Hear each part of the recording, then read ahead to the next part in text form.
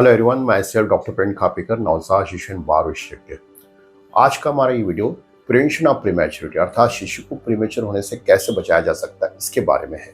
अगर आपका पहला शिशु समय से पहले या कमजोर पैदा हुआ है तो दूसरी प्रेगनेंसी प्लानिंग करने के पहले आपको किन किन बातों का ध्यान रखना चाहिए इसके बारे में इस वीडियो में बात करेंगे। दोस्तों, यह देखने में आ रहा है कि प्रीमेच्योर शिशु का इंसिडेंस लगातार बढ़ते जा रहा है। हर 3 में से एक शिशु समय से पहले पैदा हो रहा है। इसका मुख्य कारण है मदर की काफ़ी एडवांस एज में प्रेगनेंसी होने लगी है। बहुत सारी प्रेगनेंसी इनफर्टिलिटी ट्रीटमेंट के द्वारा होने लगी है। साथ में यह भी देखने में आ रहा है कि प्रेगनेंसी के पहले माता पिता का शारीरिक मानसिक स्वास्थ्य, उनका खान पान, उनकी लाइफ स्टाइल अच्छी रहती, उसकी वजह से बहुत सारे शिशु समय से पहले पैदा हो जाते हैं। बहुत सारे शिशु जो समय से पहले पैदा होते हैं वो इलाज के द्वारा ठीक हो जाते हैं। कुछ बहुत ही प्रीमैच्योर शिशु रहते हैं उनकी इलाज के बाद भी जान चली जाती है। साथ में यह भी देखने में आया है प्रीमैच्योर शिशु इलाज के द्वारा तो ठीक हो जाते हैं, लेकिन भविष्य में शारीरिक रूप से कमजोर और बहुत सारे शिशुओं का प्रीमैच्योर शिशु का ब्रेन डेवलपमेंट अच्छे से नहीं हो पाता है। इसकी वजह से स्कूलिंग में पीछे रह जाते हैं और काफ़ी बार यह समस्या ज़िंदगी भर के लिए भी बन जाती है। तो अगर आपका पहला शिशु समय से पहले या कमज़ोर पैदा हुआ था अर्थात उसका वजन 2.5 किलो से कम था, या आप पहली प्रेगनेंसी के दौरान भी चाहते हैं कि आपका शिशु समय से पहले ना पैदा हो, तो उसके लिए आपको प्रेगनेंसी प्लानिंग करने के 3 से 6 महीना पहले अपनी एक प्री प्रेगनेंसी काउंसलिंग, एक गर्भावस्था के पहले एक मार्गदर्शन लेना चाहिए और अपनी जांचें करवानी चाहिए, जिससे प्रीमेच्योर शिशु होने की संभावना कम हो जाती है। इस प्री प्रेगनेंसी काउंसलिंग अर्थात गर्भावस्था के बारे जो मार्गदर्शन लिया था उसके अंतर्गत क्या क्या किया जाता उसके बारे में आपको यहाँ पर जानकारी देता हूँ। नंबर 1, सबसे पहले देखा जाता है कि पहली प्रेगनेंसी में जब प्रीमेच्योर शिशु हुआ था उसका क्या कारण था, उसकी वजह ढूंढी जाती है, उसको एड्रेस किया जाता है। नंबर 2, यह देखा जाता है कि फिर से आपको प्रीमेच्योर शिशु होने की संभावना कितनी है अर्थात एक रिस्क असेसमेंट किया जाता है। नंबर 3, माता पिता की स्वास्थ्य की जांच अर्थात माँ का बीएमआई नॉर्मल है कि नहीं है, माँ का वेट बहुत कम है, बीएमआई कम है, या माँ का बीएमआई बहुत ही ज़्यादा है, ओवरवेट है, ओबेस है। इसके लिए पूरी काउंसलिंग की जाती है, उनको न्यूट्रिशन के बारे में समझाया जाता है। साथ में यहाँ पर माता पिता के स्वास्थ्य की जांच, उसके अंतर्गत ब्लड प्रेशर, थायराइड, डायबिटीज़ या और कोई बीमारी है, खून की कमी तो नहीं है, या कोई आनुवंशिक बीमारियां तो नहीं है, जैसे थैलेसीमिया, या पहले बच्चे के समय कोई प्रॉब्लम थी, तो यहाँ पर उसके लिए संबंधित भी पूरी जांचें की जाती है। नंबर 4, माता पिता की पूरी न्यूट्रिशन काउंसलिंग की जाती है अर्थात माँ को खाने में क्या करना चाहिए, इसका खान पान कैसा होना चाहिए, इसकी फर्टिलिटी अच्छी रहे, मदर का खान पान कैसा होना चाहिए जिससे उसके स्पर्म की हेल्थ अच्छी हो, उसके बारे में पूरी जानकारी दी जाती है। नंबर 5, लाइफ स्टाइल के बारे में बताया जाता है कि मदर फादर की लाइफ स्टाइल कैसे होना चाहिए, एक्सरसाइज करना क्यों जरूरी है, एक्सरसाइज करने से प्रेगनेंसी समय क्या क्या फायदे होते हैं। साथ में उनको पूरा इनके बारे में पूरी जानकारी देना चाहिए कि आपको कोई भी स्मोकिंग, एल्कोहलिज्म या कोई अननेसेसरी मेडिकेशन बिल्कुल भी नहीं लेना चाहिए। नंबर 6, माता पिता का मानसिक स्वास्थ्य अच्छा होना चाहिए, उसके बारे में पूरी जानकारी दी जाती है, क्योंकि ये देखने में आया कि अगर प्रेगनेंसी के दौरान माँ बहुत ही स्ट्रेस या डिप्रेशन में है तो फिर से प्रीमेच्योर होने की संभावना बढ़ जाती है। तो यहाँ पर प्री प्रेगनेंसी काउंसलिंग के अंतर्गत यह सब चीज़ें इंक्लूड रहती है और इसमें यहाँ पर एक्सपर्ट टीम के द्वारा उसके अंतर्गत गायनेकोलॉजिस्ट, पीडियाट्रिशियन, डाइटिशियन और एक्सपर्ट हेल्थ वर्कर मिलकर यह सब काउंसलिंग करते हैं।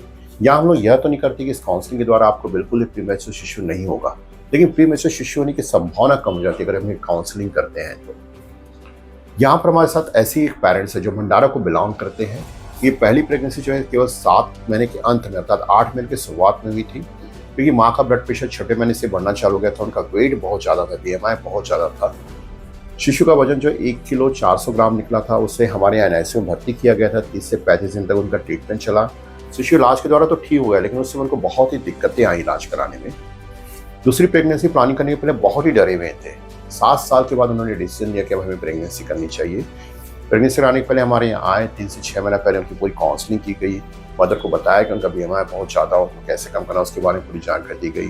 उनको एक्सरसाइज की लाइफ स्टाइल के बारे में बताया गया और यहाँ पर उनको फिर प्रेगनेंसी हुई।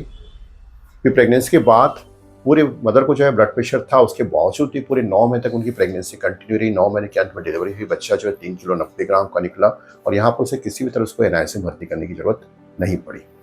तो यहाँ पर आइए हम इन पेरेंट्स का अनुभव ये अपने यहाँ पर शेयर करेंगे और आपको पूरी जानकारी देंगे। नमस्कार, मी कृष्णकुमार केशवराव जांगडे आणि ही माझी पत्नी प्रियंका कृष्णकुमार जांगडे। आम्ही भंडारा येथे राहतो। 7 वर्ष आधी आमचा एक अनुभव आम्ही सांगतो की 7 वर्षाआधी आम्हाला एक पहिलं अपत्य जन्माला आलं. त्यावेळी माझ्या पत्नीचं ब्लड प्रेशर हाय असल्यामुळे आणि तिचा ब्लड प्रेशर अनकंट्रोल असल्यामुळे नियर अबाउट आम्ही 7 महिन्यामध्ये आमचं बाळ जन्माला आलं.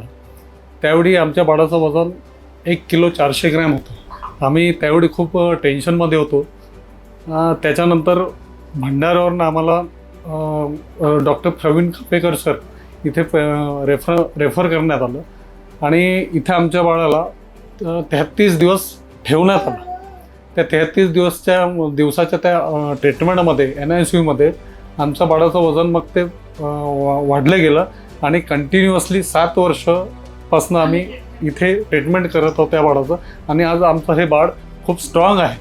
त्याच्यानंतर सेकंड टाईम ज्यावेळी आम्ही एक अनुभव सांगतो, सेकंड टाईम ज्यावेळी आम्ही ठरवलं की आम्हाला प्रेग्नन्सी सेकंड अपत्य ठेवायचं होतं, त्यावेळी सुद्धा आम्ही खूप टेन्शनमध्ये होतो. आम्हाला असं वाटलं की हे सेकंड बाळसुद्धा पहिल्या बाळासारखं होईल की नाही, एक स्ट्रॉंग होईल की नाही. पण सरांच्या मार्गदर्शनाखाली आम्ही प्रेग्नन्सी काउन्सिलिंग केली एक 6 महिने 4 ते 6 महिने आधी. आणि प्रेग्नन्सी प्री काउन्सिलिंग केल्याच्या नंतर जी डेट आली त्यावेळी आम्ही 9 महिन्यामध्ये परिपूर्ण 9 महिने घेतले आणि 9 महिन्याच्या नंतर बाळ जेव्हा जन्माला आलं त्यावेळी बाळाचं वजन 3 किलो 90 ग्रॅम होतं. ठीक आहे. याचा अर्थ आपण हे समजू शकतो की प्री मॅच्युअर्ड झाल्याच्या नंतरही प्री मॅच्युरिटी झाल्याच्या नंतरही असं नाही की एक बाळ आपलं सुदृढ जन्माला येणार नाही. एक प्री काउन्सिलिंग चांगल्या व्यवस्थित डॉक्टरांचा सल्ला घेतल्यानंतर जे मार्गदर्शन आम्हाला मिळालं त्या मार्गदर्शनाखाली आम्ही सगळी ट्रीटमेंट केली आणि आज आमचं बाळ, आज आमचे दोन्ही अपत्य परिपूर्ण एकदम स्ट्रॉंग आहेत, एकदम सुदृढ आहे.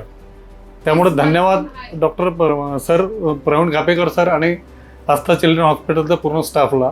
तर काही बोलायचं असेल आपण बोलले आपला अनुभव. सर्वांना असं म्हणायचं आहे की सेकंड टाइम प्रेग्नन्सी आपण ठरवायचं असलं तर आपण ठेवू शकतो आणि डॉक्टरांचा सल्ला घेऊ शकतो. आणि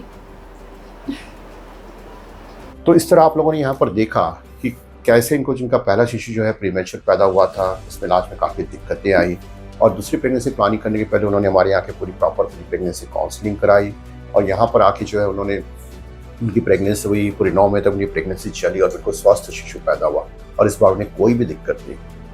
तो इस तरीके से आपको यहाँ पर ध्यान रखना जरूरी है कि बहुत सारे पेरेंट्स इस बात का बिल्कुल भी ध्यान नहीं रखते हैं और बिना सोच समझे फिर से प्रेगनेंसी कर लेते हैं और फिर से उनको प्रीमेच्योर शिशु पैदा हो जाता है. तो आपको ऐसा बिल्कुल भी नहीं करना चाहिए. कि काफ़ी सारे शिशु तो इलाज के बाद ठीक हो जाते हैं, लेकिन यह भी देखना है कि उनमें जन्मजात शारीरिक और मानसिक विकलांगता रह जाती है, जिससे जो है माता पिता जिंदगी भर के लिए परेशान रहते हैं. मैं आशा करता हूँ इस वीडियो में आपको जो भी जानकारी दी होगी जो बहुत ही यूजफुल होगी आपके लिए, स्पेशली ऐसे माता पिता जिनका पहला शिशु समय से पहले पैदा हुआ या कमजोर पैदा हुआ था.